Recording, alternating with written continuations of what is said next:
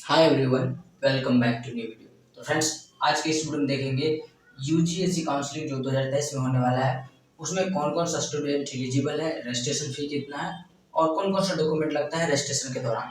तो जो भी स्टूडेंट बिहार के इंजीनियरिंग कॉलेज में एडमिशन लेना चाह रहे हैं, जेईई का एग्जाम दिए हैं, तो उस स्टूडेंट के लिए वीडियो बहुत इंपॉर्टेंट है।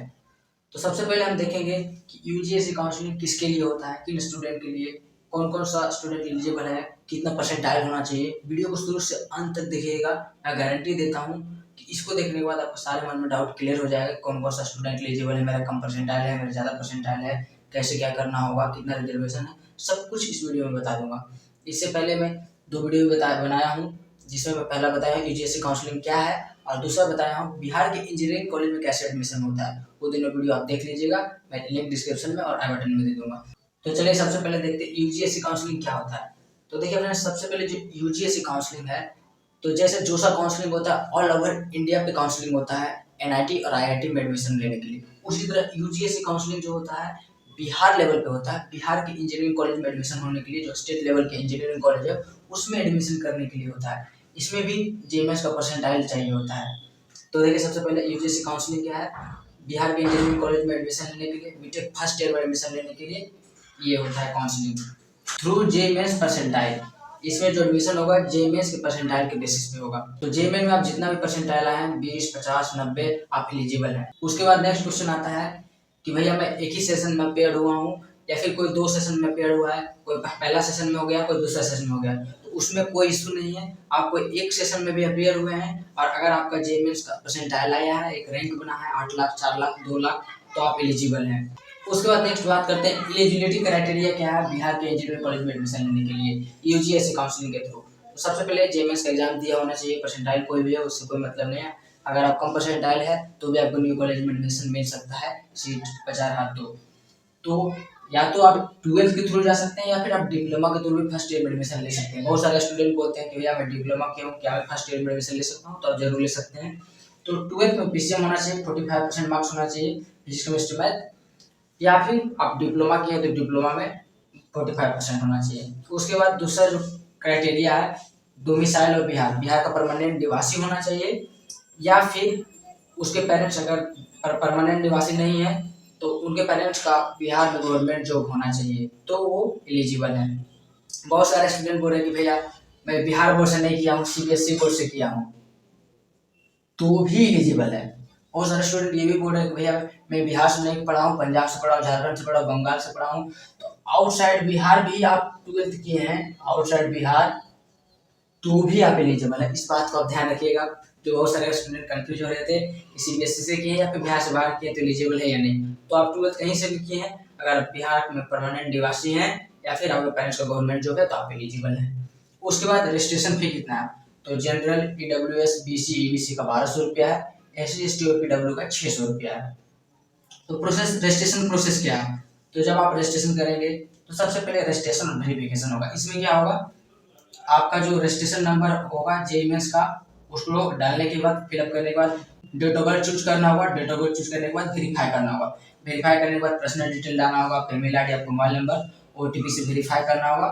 उसके बाद जब वेरीफाई कर लेंगे तो आपका एक यूजर आईडी बनेगा जो कि ईमेल आईडी रहेगा, और पासवर्ड जो आप क्रिएट करेंगे वो पासवर्ड रहेगा। डालने के बाद साइन इन करना है। वैसे मैं जब रजिस्ट्रेशन शुरू होगा तो मैं बताऊंगा डिटेल। पिछले 4-5 साल से काउंसलिंग कर रहा हूँ, 8 से 10 हज़ार स्टूडेंट को काउंसलिंग कर चुका हूँ, तो मुझे जानकारी है कहाँ स्टूडेंट गलती करते हैं और कहाँ स्टूडेंट का ध्यान रखना चाहिए। उसके बाद जब लॉगिन करेंगे, लॉगिन करने के बाद फोटो और सिग्नेचर होना चाहिए अपलोड। तो फोटो आप कोशिश कीजिएगा जो जेएमएस में डाली थी वही अपलोड करने के लिए। अगर आप वो फोटो नहीं भी कर पा रहे तो लेटेस्ट फोटो कर दीजिएगा, उसमें आपका नेम और जिस दिन फोटो खिंचवाए हैं उसका रहना चाहिए। उसके बाद साइन में हिंदी इंग्लिश का साइन होना चाहिए। जब आप फोटो और साइन अपलोड कर देंगे उसके बाद एजुकेशनल डिटेल फिलअप करना होगा। तो 12th का मार्कशीट, 10th का मार्कशीट दे करके जितना भी जिस सब्जेक्ट में आया वो आप लिख दीजिएगा। उसके बाद जब आप एजुकेशनल डिटेल फिलअप कर लेंगे तो एक बार चेक कर लेंगे प्रीव्यू एंड सबमिट करने से पहले कि सारा सब कुछ है कि नहीं। अगर सब कुछ सही रहेगा तो आप सबमिट कर दीजिएगा, नहीं तो आप एडिट करने के बाद सबमिट कीजिएगा। सबमिट करने के बाद फिर पेमेंट करना होगा। पेमेंट वही 1200 और 600 जिस तरह आपका कैटेगरी रहेगा। और फ्रेंड्स, रजिस्ट्रेशन के दौरान ये जरूर देखिएगा कि आपका जो कैटेगरी है बिहार में वही डालिएगा। बहुत सारे स्टूडेंट पिछले बार भी गलती किए हैं, जिनका 8 से 10 स्टूडेंट बस ऐसे बोले जिनका एडमिशन कैंसिल हो गया, वो थे ईबीसी में और डाल दिए थे बीसी में। तो इस तरह में हम कुछ नहीं कर सकते हैं। तो अगर अभी आप मेरे अनुसार चलिएगा, हर एक चीज़ समझते चलिएगा, तो मैं गारंटी देता हूँ एक अच्छा कॉलेज मिलेगा और प्रॉपर काउंसलिंग होगा। एक टेलीग्राम ग्रुप भी बना दिए हैं, उसमें बहुत सारे स्टूडेंट हैं, वहाँ आप जाकर के ज्वाइन कर सकते हैं। टेलीग्राम ग्रुप का नाम है बिहार इंजीनियरिंग अपडेट। पेमेंट करने के बाद जब सक्सेसफुल हो जाएगा तो part A part B download करने का ऑप्शन देगा। इसको जब आपका सीट अलॉट होगा तो मांगा जाएगा वेरिफिकेशन के टाइम, इसको आप रखिएगा। उसके बाद कौन कौन सा डॉक्यूमेंट लगेगा, तो फ्रेंड्स डॉक्यूमेंट में देख लीजिएगा फोटो, जो रिसेंट फोटो होगा जेमेंट्स के दौरान डाले थे वो कोशिश कीजिएगा, नहीं हुआ तो आप कोई भी रिसेंट डाल दीजिएगा। आपका चेहरा तो लेटेस्ट जो भी आपका चेहरा है उससे मैच करना चाहिए फोटो। सिग्नेचर में हिंदी प्लस इंग्लिश होना चाहिए। ईमेल आईडी का जरूरत पड़ेगा, फोन नंबर का जरूरत पड़ेगा, आधार नंबर का जरूरत पड़ेगा, 10th प्लस 12th का मार्कशीट का जरूरत पड़ेगा। तो रजिस्ट्रेशन के टाइम 10th 12th का मार्कशीट रखेंगे, किस सब्जेक्ट में कितना मार्क्स आया वो आपको लिखना होगा। उसके बाद सबसे बड़ा क्वेश्चन आता है कि भैया जेएमएस में कितना परसेंटाइल चाहिए तो हम एलिजिबल होंगे बिहार इंजीनियरिंग काउंसलिंग में। तो देखिए बहुत सारे स्टूडेंट बोल रहे हैं मेरा जेएमएस का कट ऑफ क्लियर नहीं हुआ तो एलिजिबल है नहीं। तो जेएमएस का कट ऑफ आता है फ्रेंड्स, वो जे एडवांस में अपीयर होने के लिए होता है, ना कि स्टेट इंजीनियरिंग काउंसलिंग में। तो आपका 1 परसेंटाइल, 10 परसेंटाइल, 20 परसेंटाइल, 50%, 80, 90, 95 कितना भी परसेंटाइल है आप एलिजिबल हैं।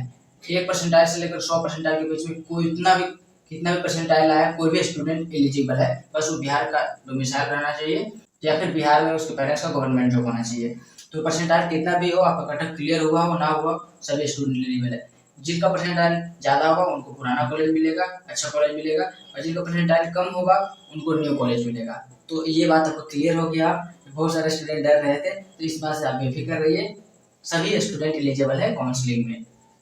उसके बाद फीमेल रिजर्वेशन, तो देखिए मैडम पिछले साल रिजर्वेशन अगर गर्ल्स कैंडिडेट का 10% था, इस बार से 33% यानी कि 33% रिजर्वेशन है टोटल सीट का।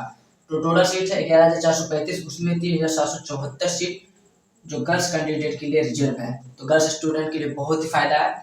तो हम नेक्स्ट वीडियो में बताएंगे कि पिछले साल किस परसेंटाइल पर कितना रैंक बना था और कौन सा कॉलेज मिला था, इसको हम लाने की कोशिश करेंगे। तो फ्रेंड्स वीडियो अच्छा लगा तो लाइक कर दीजिए, और चैनल पर नए हैं तो चैनल को सब्सक्राइब करके बेल आइकन जरूर प्रेस कर लीजिए। काउंसलिंग से रिलेटेड हर एक इन्फॉर्मेशन इस चैनल के माध्यम से मिलेगा। तो मेन जो डाउट था वो क्लियर हो गया, 12th किए हो या डिप्लोमा किए हो। बहुत सारे स्टूडेंट पूछ रहे हैं मेरे 75% से कम है तो एलिजिबल है या नहीं। 45% है तो आप एलिजिबल हैं, कैटेगरी से है, SC ST से हैं तो 40% से एलिजिबल है। CBSE से किए हैं, बिहार बोर्ड से किए हैं, कोई इशू नहीं है। फ्रेंड्स आशा करते हैं जो आपका मेन डाउट था क्लियर हो गया। बाकी जैसे रजिस्ट्रेशन शुरू होगा मैं हर दिन जैसे जैसे जो भी इन्फॉर्मेशन आएगा चैनल के माध्यम से बताने की कोशिश करूंगा। अगर आप चैनल पर नए हैं तो चैनल को सब्सक्राइब करके बेल आइकन को प्रेस कर लीजिए। मिलते हैं नेक्स्ट वीडियो में। Thank you.